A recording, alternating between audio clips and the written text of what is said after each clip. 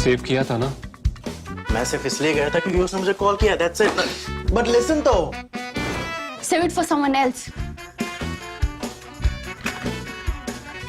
जिंदगी में सेव करना जरूरी है, मगर जब बात पैसों की हो, सिर्फ सेविंग से काम नहीं चलेगा। इक्विटी म्यूचुअल फंड्स में इन्वेस्ट कीजिए और अपने सेविंग्स को आगे बढ़ने का मौका दीजिए। Mutual fund investments are subject to market risks. Read all scheme-related documents carefully.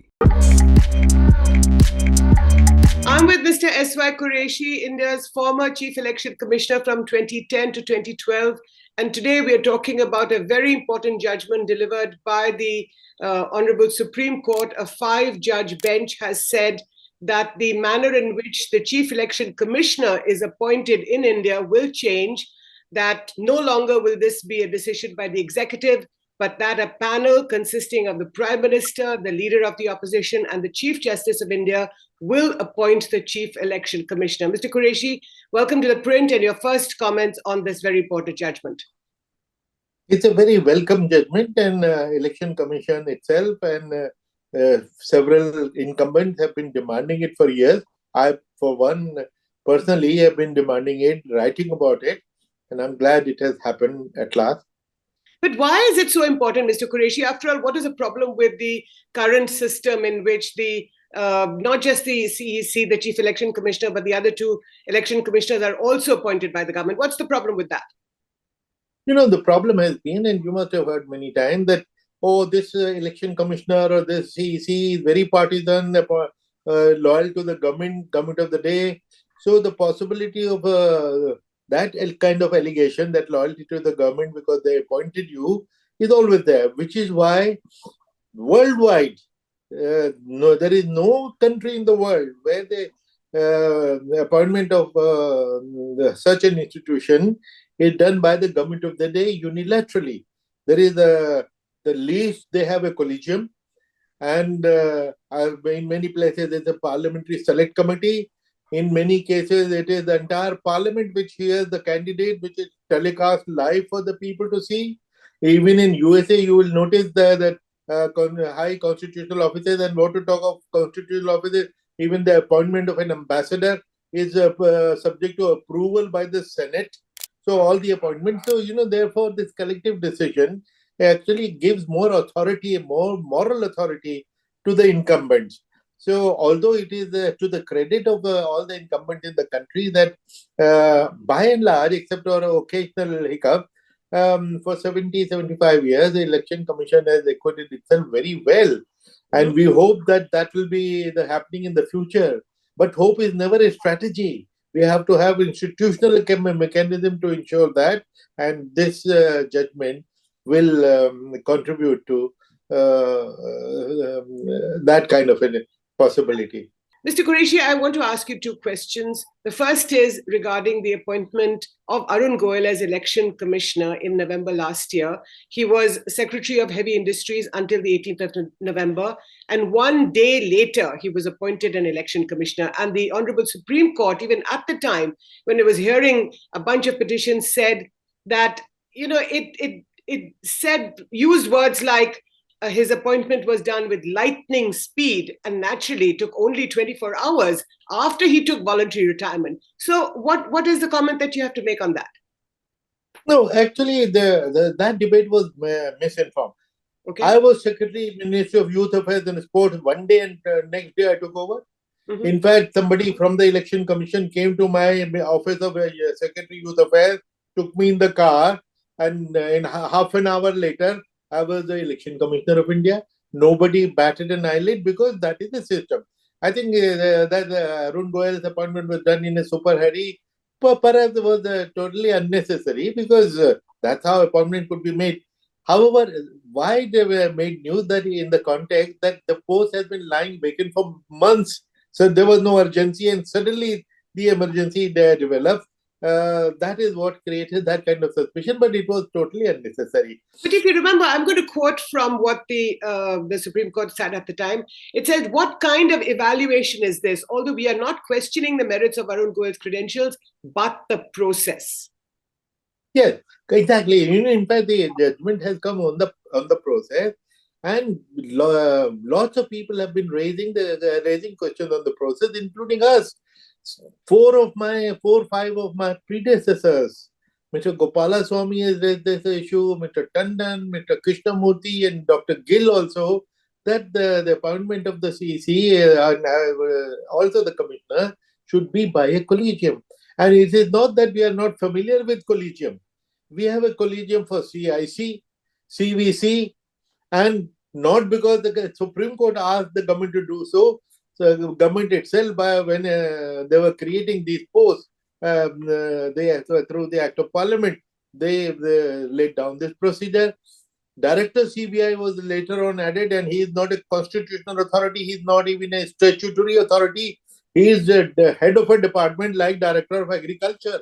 Nothing less, nothing more. No, so if that's the issue, that even if the CBI is appointed, by a panel consisting of the Prime Minister, the Leader of the Opposition, and the Chief Justice of India, then what was the problem with the CEC? Why wasn't he or she appointed by a similar panel? Yeah. Well, that was the question. That's why we have been raising this demand for years on end.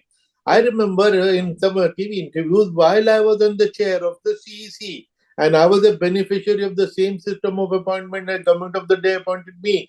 But I said on record, you'll find it if you Google it, that I would have felt morally stronger if leader of opposition was a signatory to my appointment. Because perceptions are extremely important. That any possibility of somebody raising a finger that this fellow Quraishi, for instance, is a Congress appointee, he will be soft on the thing. This allegation used to hurt. And but if leader of opposition, the BJP, in fact, Karan Thapar once asked me in the show, if Sushma Swaraj, the leader of opposition, had also signed your appointment, would you have felt different? I said, definitely, because that would have created the perception that I'm acceptable to all the parties across the board. And that perception is extremely important for an institution of this kind. Mr. Quraishi, let me ask you my other question and concern. Now, you remember that 2 years ago, Ashok Lavasa, a former election commissioner, resigned. This was in July of 2020, and he asked to be relieved by the end of August of 2020. He said that he was joining the ADB, which is the Asian Development Bank. Now, उस वक्त तो दाल में कुछ काला लग रहा था कि नहीं आपको सर? हाँ, देखिए अशोक लवासा के उसमें भी ये हुआ था, बल्कि एक मेजर इशू आया कि Ashok Lavasa, as a member of the Election Commission, did not have the security which the CEC has. CEC of the day can only be removed by impeachment, whereas the two election commissioners can be removed so easily on the recommendation of the CEC. And the CEC was hostile at that time, was hostile to Ashok Lavasa. He was not even taking a dissenting note on record. Suppose he had written to the government to remove Ashok Lavasa, he is not doing his job properly, government would happily remove him. Now, why did he not listen to Ashok Lavasa? Why was he so hostile to him? No, we don't know the inner dynamic, because Ashok Lavasa could have shared that information with us, but he did not. What was happening?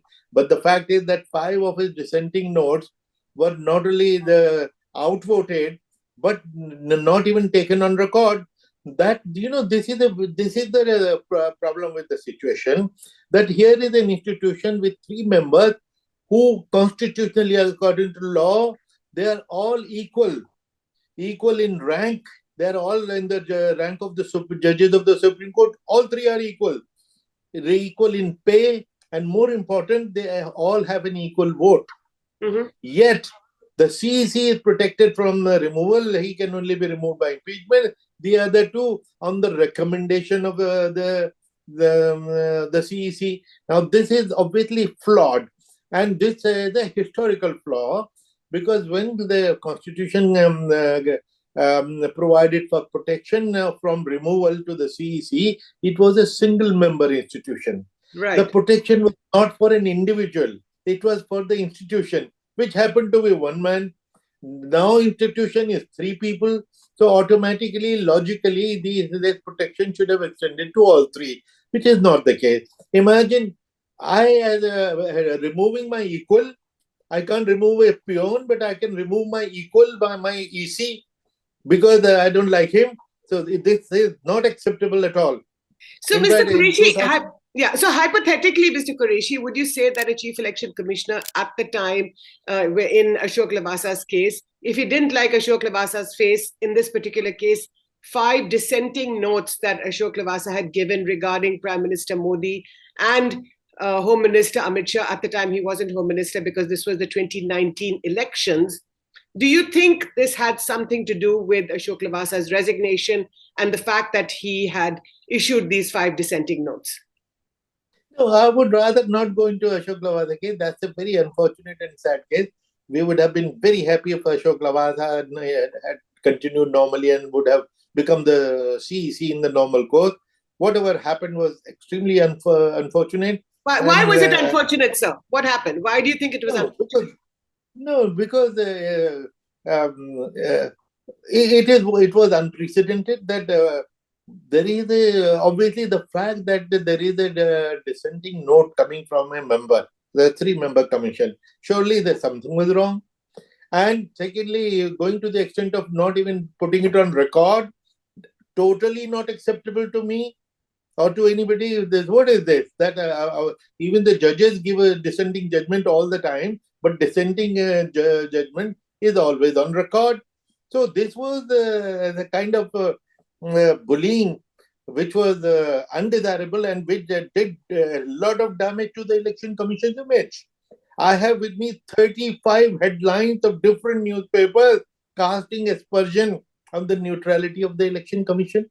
Whereas for the last 70 years, we were used to seeing headlines, congratulations EC, EC is the winner and not the party, well done EC. We were used to those kind of headlines which we used to share globally. And now when I show that slide in my presentation, people from the audience raise their hand and they say, look, what about these headlines? You're talking about the Ashok Lavasa case. That regime, that time, because that, if the entire incident brought down the reputation and image of the Election Commission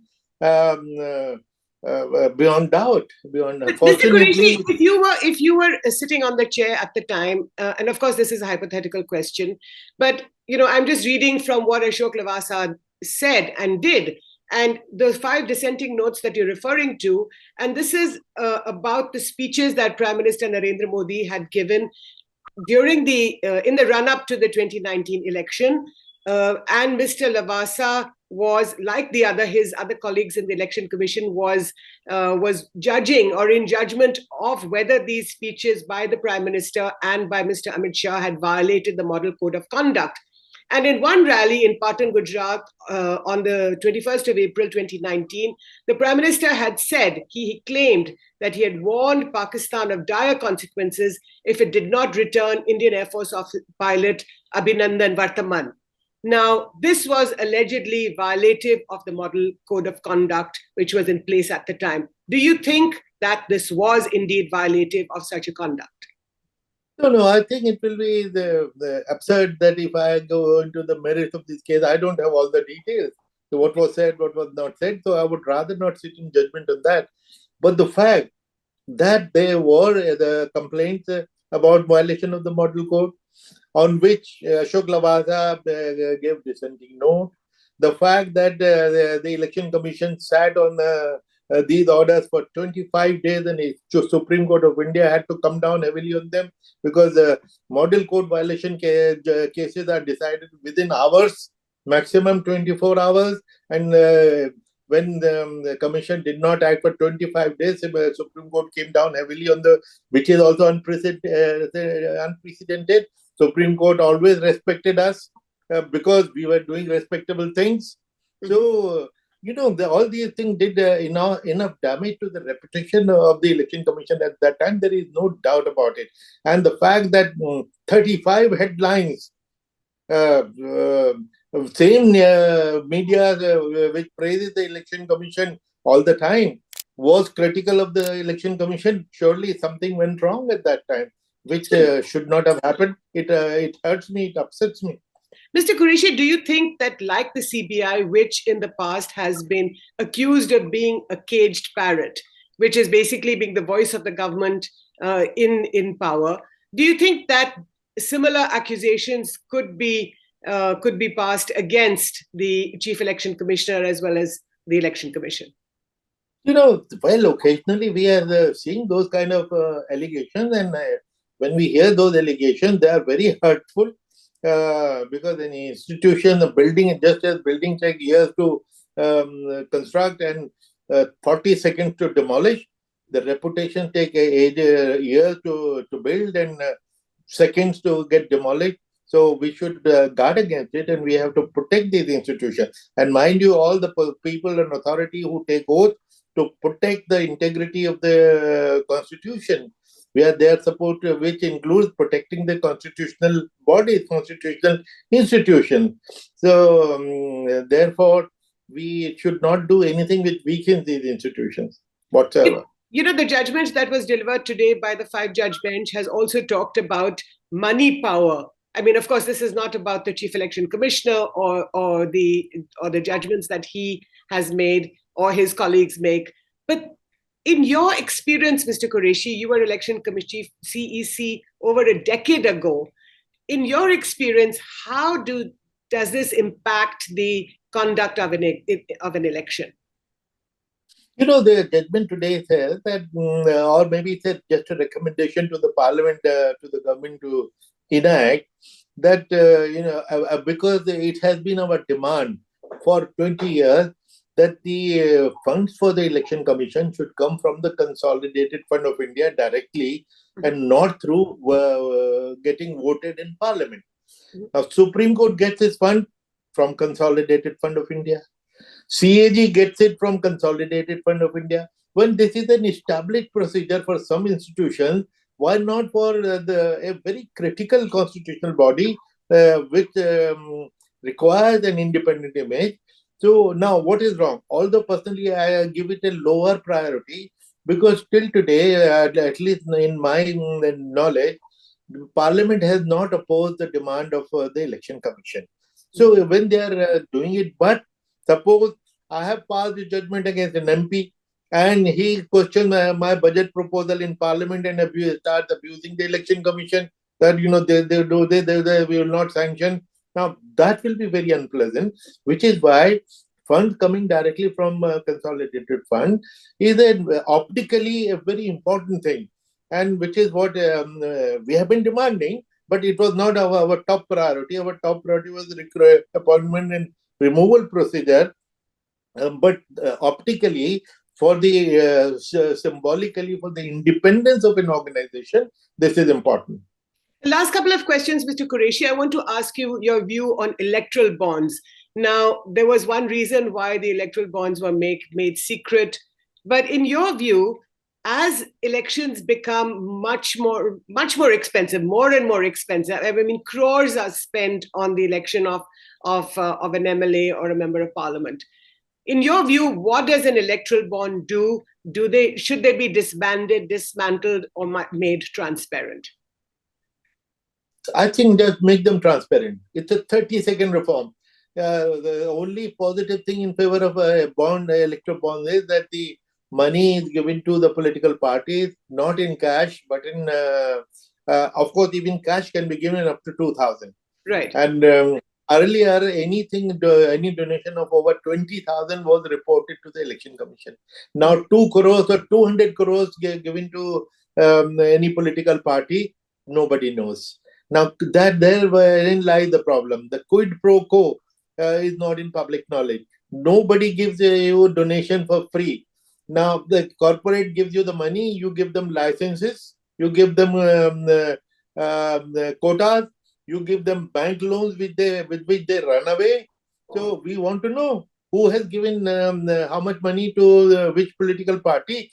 Just declare who has donated how much to whom. This is the 30-second reform, which is absolutely essential. Otherwise, the crony capitalism. Now, the people who are in debate and question these days, we would like to know, I'm curious to know how much money they have contributed to which political party.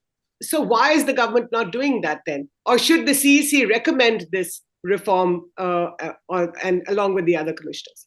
Well, Election Commission had protested when electoral bonds were introduced, Election Commission had made a strong protest that this will kill transparency.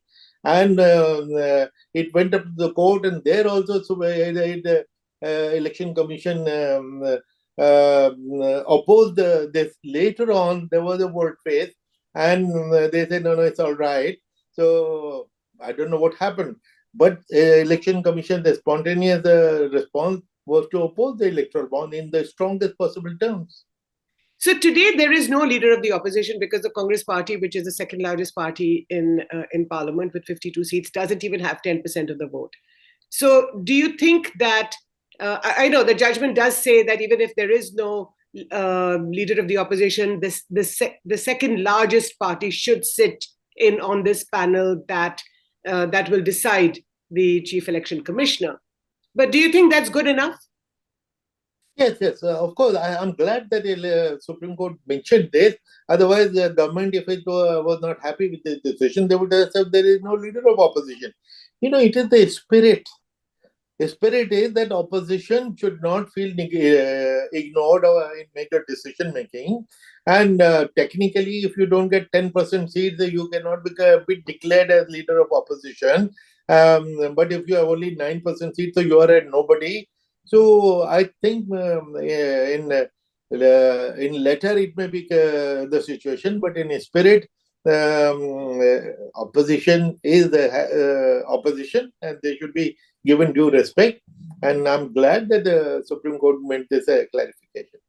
So in fact, if I was in authority and power, I would have declared the opposition leader with the highest, second highest majority after the government, declaring a leader of opposition. What does it take?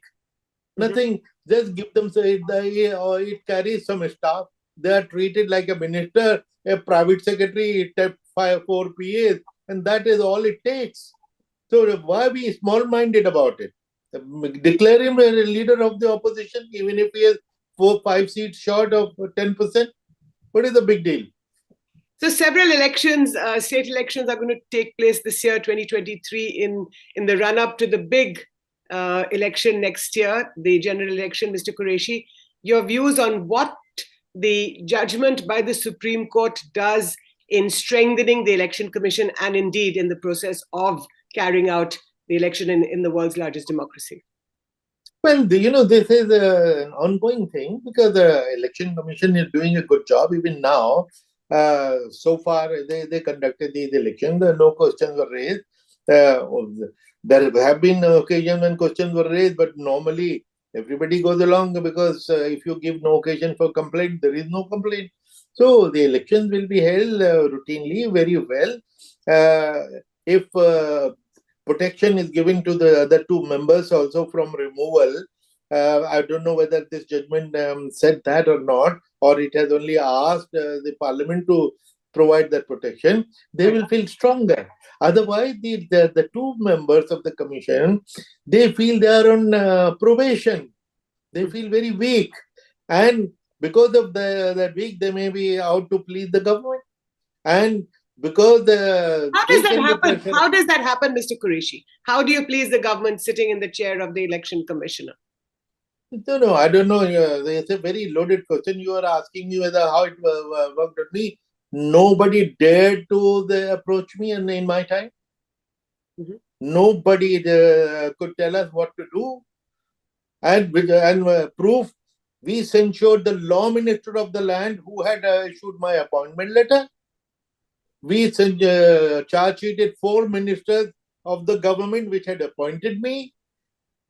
That is how institutions, the image of remind us about that, Mr. Quraishi. What happened? The law minister was Salman Khurshid because the BJP came to us with an allegation that in a speech for his wife's candidature in UP, he said, I will increase the quota for minorities. They said this is violation of the model code. As per procedure, we called him. We battery of 10 lawyers stood for him and argued for 4 days, and we found that he had no defense. He had made that announcement, and we charge sheeted him and censured his conviction, and there is no appeal. We did that because The Constitution had given us that moral responsibility and also the power and the backbone to stand up to these things. We did it. At the same time, the government was not vindictive to us. They did not bat it an eyelid. They respected our decision, and we moved on. Everybody moved on. Well, big difference from then to 2 years ago in the Ashok Lavasa case, Mr. Quraishi, when 5 dissenting notes by Ashok Lavasa were completely ignored by the Chief Election Commissioner at the time. But I take your word for it, which is that today's judgment by the Honorable Supreme Court has strengthened the Election Commission. Thank you so much for your time, Mr. Quraishi. Thank you so much for speaking to The Print. Thank you.